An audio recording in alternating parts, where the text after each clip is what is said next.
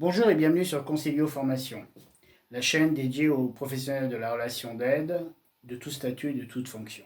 Aujourd'hui, la question, le travail nous rend-il libre? En cette période de confinement, non, excusez-moi. En cette période de semi-confinement, non, non plus. En cette période du va comme je te pousse et fais comme tu veux, la question économique croise sur son chemin celle de la santé. Alors ces notions sont-elles compatibles l'une avec l'autre? L'une est-elle prioritaire par rapport à l'autre? En 1965, Henri Salvador nous chantait « Le travail, c'est la santé, ne rien faire, c'est la conserver ». Alors interrogeons-nous, le travail nous rend-il réellement libres? Je vous invite à égrener avec moi l'origine de ce nom au fil des siècles. Allons au VIe siècle. Orer, élaborer, prier et travailler. Telle est la devise des règles de saint Benoît qui régissent alors la vie monastique. En 1668, Jean de La Fontaine publie la fable Le laboureur et ses enfants. Je ne sais pas vous, mais moi, mon grand-père me la récitait par cœur. Un riche père, laboureur, sur son lit de mort, appelle ses enfants. Il leur dit qu'un trésor est caché dans le champ, mais il ne sait pas où. Creuser, chercher, labourer, fouiller. À la mort du père, ils retournèrent le champ pendant toute une année. Après cette année, ils ne trouvèrent rien. Pourtant, en cette année, le champ avait pris de la valeur. Moralité de la fable de La Fontaine, travaillez, prenez de la peine, d'argent point de cachet, le père fut sage de leur montrer avant sa mort que le travail est un trésor. Au XIXe siècle, l'industrialisation naît et prospère à grande vitesse à travers le monde. Hegel, Marx, Smith et Ford, ces économistes, ces philosophes, ces ingénieurs demeurent les maîtres d'œuvre. Certains imposent leurs lettres de noblesse, d'autres dénoncent la pénibilité et les souffrances humaines que ce nouveau mode de production inflige, celle du travail à la chaîne, de la parcellisation des tâches, de la rentabilité. Tous se retrouvent sur un point. L'industrialisation reste certes contraignante, mais elle permet d'assouvir la nécessité première de l'être humain, celle de vivre. Au XXe siècle, s'inscrit sur les frontons du camp de concentration Arbeit macht frei. Le travail rend libre. Aujourd'hui, convenons-en, le discours des responsables et des gouvernements qui se succèdent reste le même. Le travail se trouve au centre de nos vies comme l'église se trouve au centre du village. Un président de la République nous disait régulièrement « Le travail appartient à celles et ceux qui se lèvent tôt ».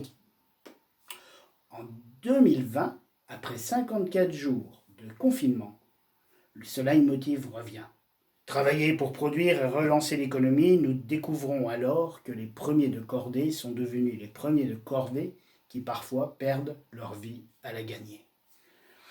L'étymologie du mot travail trouve aussi son origine à la période latine et romaine, en particulier dans cet instrument de torture pour les esclaves rebelles, le trépalium.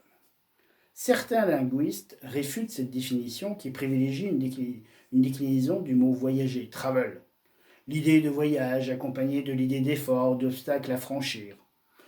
Dans le langage courant, nous parlons souvent du turbin, du taf, du gagne-pain, trimer, bûcher, aller au charbon. Une tonalité négative résonne ainsi davantage. Enfin, sous un angle biblique, le travail renvoie à la malédiction. En France, la culture du travail reste bien ancrée. Elle se transmet bien souvent de génération en génération. Selon le site Ecostar, en mai dernier, 70% de la population française estime utilitaire de travailler, contre 40% en Allemagne et au Royaume-Uni.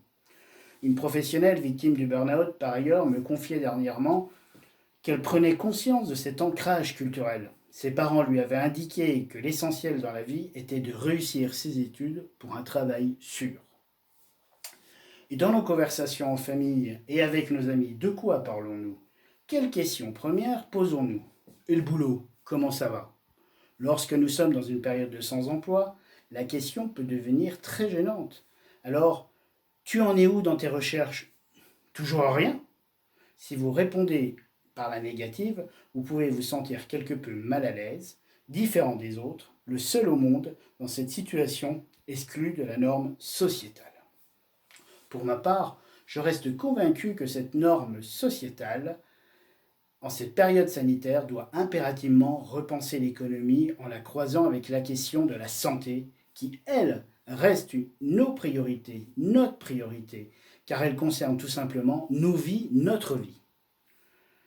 L'une n'est pas antinomique avec l'autre, mais cela nous entraînera dans une autre capsule autour du bien-être au travail. Alors, pour vous, le travail vous rend-il libre?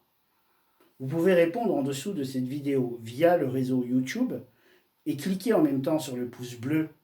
Et abonnez-vous si ce n'est déjà fait à la chaîne pour recevoir non seulement les précédentes vidéos, mais aussi recevoir les prochaines.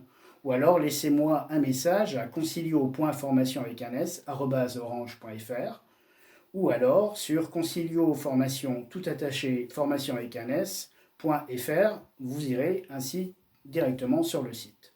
Je vous remercie de votre attention et je vous dis à très bientôt sur Concilio.